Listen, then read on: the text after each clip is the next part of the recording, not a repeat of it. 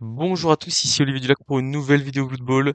Nous sommes partis aujourd'hui pour un match de play-off. Les Elfes Noirs qui ont réussi de manière héroïque à se sortir du piège du tour précédent face à des chaotiques vont affronter des je ne sais pas quoi d'ailleurs, je ne sais même pas ce que j'affronte.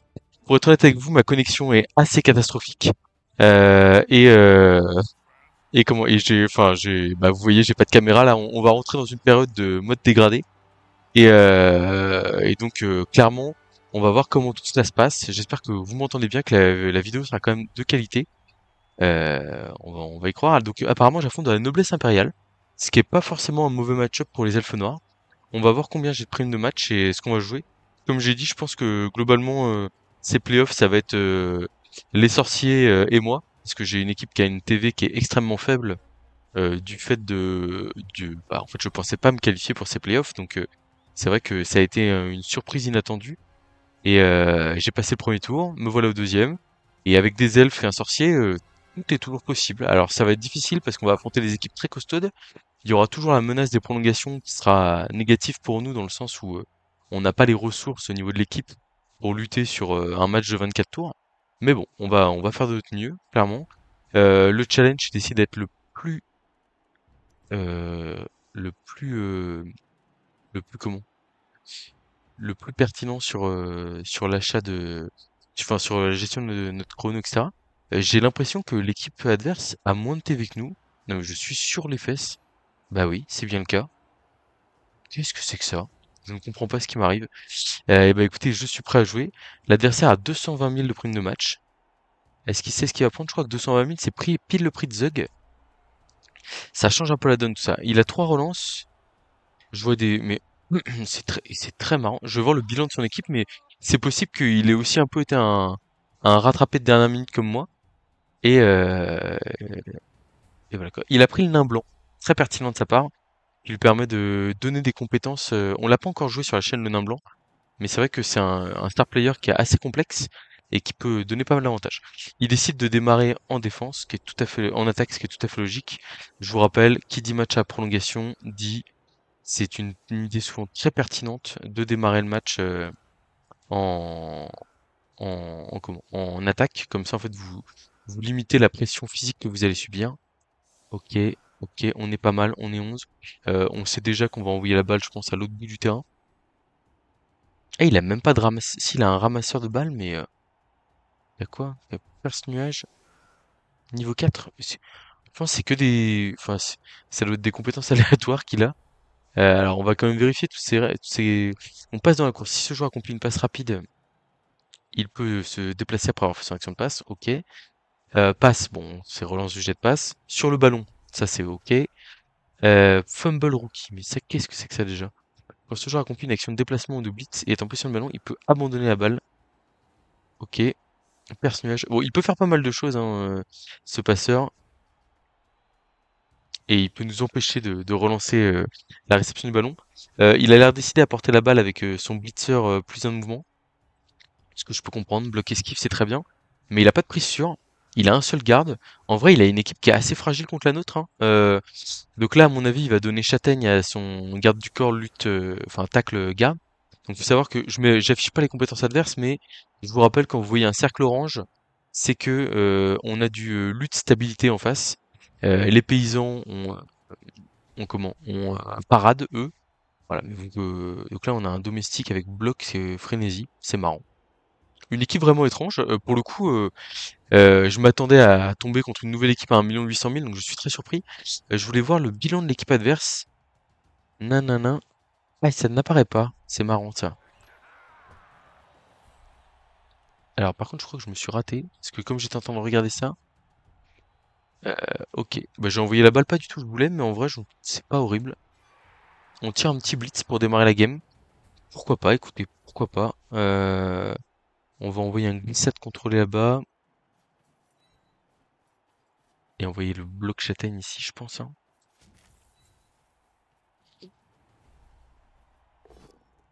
On a un double pot sur un paysan, hop. Il va sûrement utiliser parade. Est-ce qu'on esquive ça? Je suis pas sûr qu'on esquive. En vrai, là, on met de la pression. C'est pas mal, j'aime bien. Deux joueurs. Hop, on aurait dû s'infiltrer en... de prime abord. Ça, c'est bon. Là, si on va là, il peut nous pousser dans le public derrière, mais ça veut dire qu'il prend beaucoup de pression. Je suis pas sûr qu'il soit fan. Je pense qu'on va aller coller nos joueurs en vrai aux joueurs adverses qui ont pas trop de compétences pour mettre un maximum de pression. Est-ce que je vais pas mettre mon garde ici en vrai là? Alors le problème c'est que lui il a quand même bloc châtaigne, le nain blanc, il a pas tacle, mais bon, ça peut quand même être assez embêtant. On va aller coller un. Mais après j'ai pas trop envie de coller un. Ouais, on va plutôt juste aller prendre l'espace là-bas avec le beater, même si on est loin du ballon, c'est pas grave. Et donc là, est-ce qu'on tente pas le 3 plus de plus pour aller se mettre sur la balle? Une action un peu risquée ici, 3 plus de plus, 2 de plus. En fait, je suis sur ma dernière action du blitz et il y a un monde où la balle retombe dans ma zone, ce qui peut être très intéressant. On va la tenter, de toute façon, on peut pas la relancer, c'est pas grave. Bon, c'est raté sur la deuxième esquive. Ouais, et si on avait réussi l'action là, on aurait eu une zone de tac sur la balle, ce qui aurait été très intéressant. Et en vrai, là où on tombe, c'est pas si mal. Donc voilà. Axel, si t'as des questions bien sûr sur comment se passe le match, tu n'hésites pas à m'interroger. Je suis accompagné d'un des meilleurs chauffeurs qu'il existe sur cette planète. Et voilà. J'espère que la vidéo s'enregistre bien quand même. Ça a l'air pas trop mal. Le micro sature un peu, mais ça c'est pas trop grave. La vidéo s'enregistre. La connexion a l'air ok. J'ai envie de dire, allons, gagnons ce match, hein, clairement.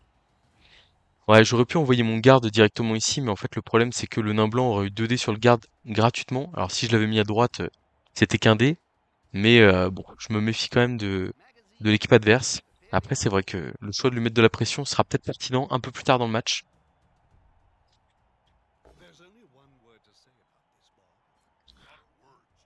Donc, il y a un garde du corps châtaigne, un garde du corps tacle garde. Il a vraiment très peu de compétences, hein. Il faut qu'on en profite, c'est vraiment important.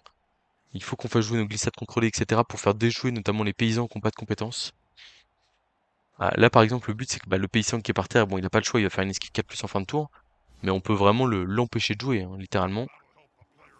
Et vous voyez, ce qui est plutôt très bon signe sur notre supériorité physique, c'est que l'adversaire fait des blocages pour nous écarter de lui et se permet pas de nous coller.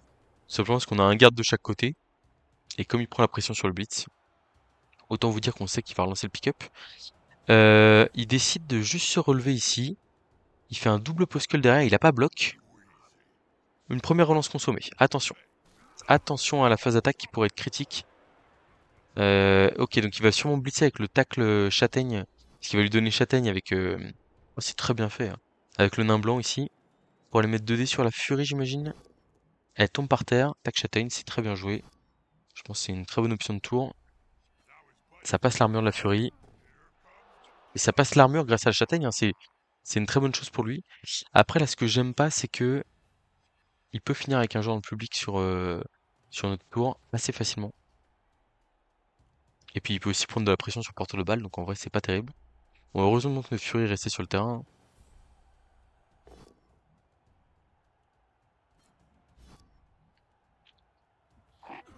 Donc on est là pour mettre de la pression sur l'adversaire, forcer des jets de dés avec les joueurs qui ont peu de compétences.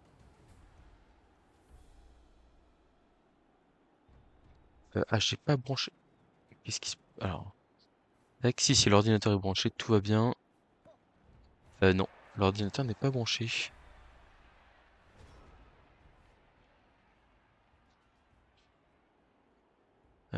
C'est étrange. L'ordinateur qui va couper en plein milieu du match. Tac. Tiens. Euh, hop là. Ah, vous voyez pas derrière, mais c'est vraiment le. Ça s'organise comme on peut. Ok, donc on va essayer de couper l'équipe adverse en deux là ici. On va mettre la grosse pression à ce joueur ici là, ce paysan au milieu de terrain. Ça nous permet aussi de. Oh super, ça marche. Ça nous permet aussi ici de couper l'équipe adverse en deux. Hop, on va venir ici. 3, 4, 5, 6 pour taper. 7, rush, rush. C'est très loin quand même pour les mettre ce genre en public. Mais ça reste une bonne option. J'ai envie de la prendre. Oh, quoique après, en vrai, on peut aller taper à 2D là-bas. Et ça va quand même être compliqué pour lui de réagir. Ok, on va prendre l'option. On relancera ici pour essayer de mettre le public, je pense. Voilà, et un joueur adverse dans le public, ça c'est une très bonne chose. Alors la question ici, c'est est-ce que J'essaie de sauver mon... En gros, il y a plusieurs possibilités ici. Un petit KO, en plus, au passage, pourquoi pas. J'ai pas vu s'il avait pris une Budweiser ou pas. Mais du coup, ouais, là, il y a la question de se dire, on peut faire un soutien ici pour taper à 2 Delgarde, et après se dire qu'il va jouer le public. Ouais, dans tous les cas, il va jouer le public, hein. Dans tous les cas, il va jouer le public. Après, je peux faire les 3 de plus ici pour me mettre plus, pour ne plus être en danger de public. Et à côté de ça, accompagner. Là, j'ai. En vrai, c'est compliqué quand même qui va taper la glissade contrôlée. Je vais aller là. Ouais, il faudrait que j'aurais dû mettre le kicker une case plus loin. Je pense qu'on va faire les 3 de plus ici. J'ai pas envie de taper à 2D finalement. Donc là, ici, on va là, comme ça, avec la glissade contrôlée, on ira. Bon, on va le rapprocher un peu ici. Hop, hop, hop. Ok, c'est ce que j'appelle un très bon tour, ma foi. On va voir ce qu'il est capable de faire là, mais en fait, comme il n'a pas de garde, c'est difficile pour lui de mettre 2D à mon glissade contrôlée ici. Et donc, en fait, même s'il a lutte tacle, qui sont des compétences qui me plaisent pas trop, moi, avec mon bloc esquive, bah, en fait, il n'empêche que ça reste un 4+, quoi. C'est-à-dire qu'il y a 3 résultats du dé qui l'arrangent, et les 3 autres qui sont quand même plutôt négatifs, voire très négatifs pour le crâne. Et donc là, voilà, on vient de passer à 11 contre 10 contre l'adversaire. Il a, on a un seul joueur collé, enfin, on a deux joueurs collés, mais on a deux joueurs adverses qui sont collés à nos joueurs. Et autant il y en a un, il y a peut-être quelque chose à faire, mais c'est pas facile. Potentiellement ramener un soutien là, blitzer à 2D, mais ça veut dire qu'il abandonne la possibilité du jet public. Et l'autre ici, il n'y a pas grand-chose à faire non plus, hein. Ouais, donc j'ai hâte de voir ce qui va être proposé par notre opposant. Il faut qu'on utilise notre garde qui est beaucoup plus mobile que le sien de manière très intelligente. Et à moyen terme, on essaiera probablement d'aller essayer de neutraliser le tackle garde en face, qui est vraiment le joueur le plus embêtant pour nous. Voilà. Je vais lui poser la question directement sur Discord parce que je suis très intéressé. Euh, what was your record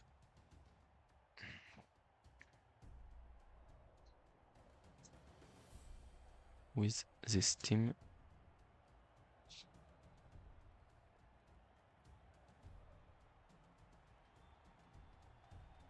I wasn't.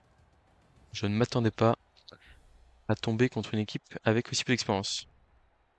This is a big game, Bob. How do you feel about being at such an important match?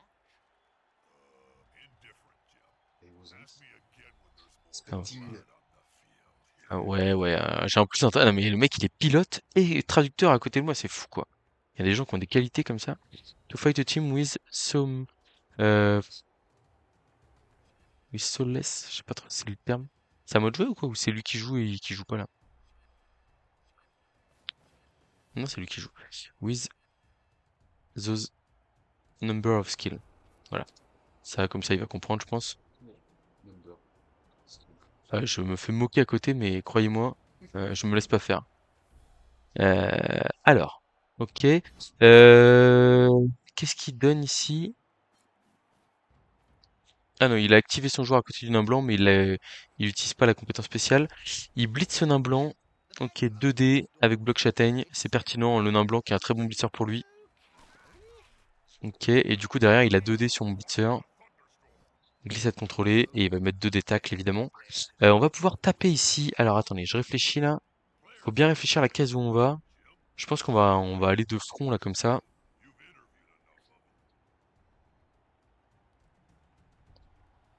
Allez, là ça va être la bagarre là, mais sauf que c'est une bagarre où je suis pas trop mal parti. Donc ouais, il suit logiquement pour profiter de son garde. Et on n'est pas trop malin. Il va être obligé de se coller là. Et si on a des dépôts horribles sur notre prochain tour, on peut, je pense, très bien s'en sortir.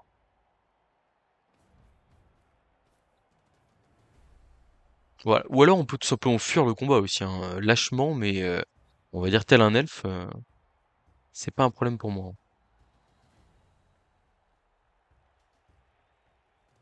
Alors je pense qu'il va, ouais, il nous envoie le garde là dans le dos. Ah, quoique je suis surpris qu'il l'envoie là. Ok. Il relance pas évidemment parce qu'il a pas des tonnes de relance non plus. Et donc on n'est pas trop mal. Alors, qu'est-ce qu'on relève ici? On a très envie de taper avec la furie sur celui-là et on a envie de mettre le garde là pour le coup.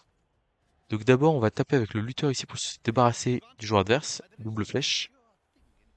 Ah, c'est un paysan, donc il a pas parade. Je me disais merde, c'est raté, mais en fait non, c'est réussi.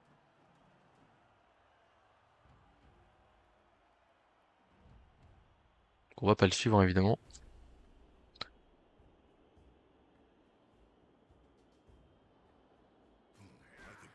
En vrai, je pense que le blitz, il part dans tout... Oh non, j'ai pas mis le bon joueur au bon endroit. Bon, c'est pas grave. On peut se rattraper. Tac, on va faire comme ça et on va envoyer un glissade contre le contact du porteur de balle. En vrai, c'est pas trop mal comme ça. On a un pot, c'est parfait. Certes, il va utiliser parade, mais on va pouvoir le suivre. On passe une nouvelle armure. C'est très bien. Et on colle le porteur de balle ici. Et du coup, on a notre garde positionné là où on voulait. Pas comme on le voulait, mais c'est pas grave. Le blitzer ici, il va là. Le blitzer ici, il va là. On met beaucoup de pression ici sur le porteur de balle. Je pense que ce 2+, dans tous les cas, le 2+ du bon de la furie ici, je le relance si je le rate. J'ai envie de taper. Et je tape et ça passe. Est-ce que la châtaigne va faire son effet? Roulement de tambour.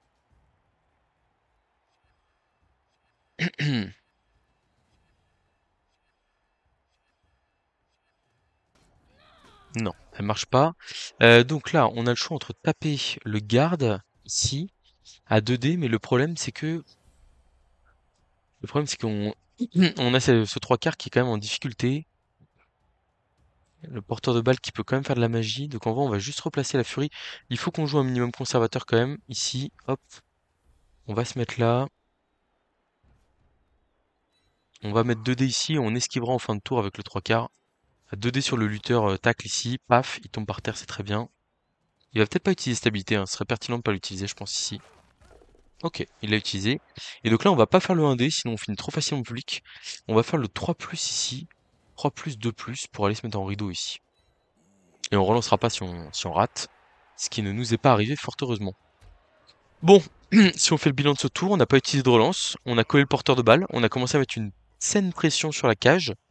Autant vous dire que c'est pas trop mal, hein. Je suis plutôt content. On va voir comment il se débat de tout ça. Bon, il me répond pas à mes messages, mais je peux comprendre qu'il, lui, il se concentre un peu sur son match. En vrai, là, à part jouer, en fait, il peut essayer de jouer avec ses stabilités et ses parades pour essayer d'occuper le bord de terrain et s'en sortir, mais je vois pas trop ce qu'il peut faire d'autre.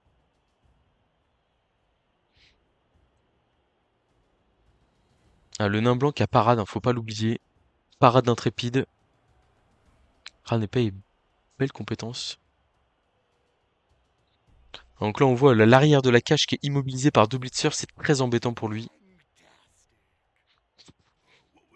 On a collé notre meilleur joueur au plus faible joueur en face pour vraiment le dissuader de faire ce blocage. Oh, I just tried to introduce a catchphrase. Alors, My agent says it will help for future games. il relève son garde pour mettre 2D sur notre glissade contrôlée, j'imagine. Si on a le choix où aller, on ira au contact ici, hein. Ok, ça se relève juste pour l'instant. La question c'est où est-ce qu'il va blitzer? Ok, il va taper avec son joueur faible sur notre blitzer, apparemment. Ça a l'air d'être dans le plan de jeu.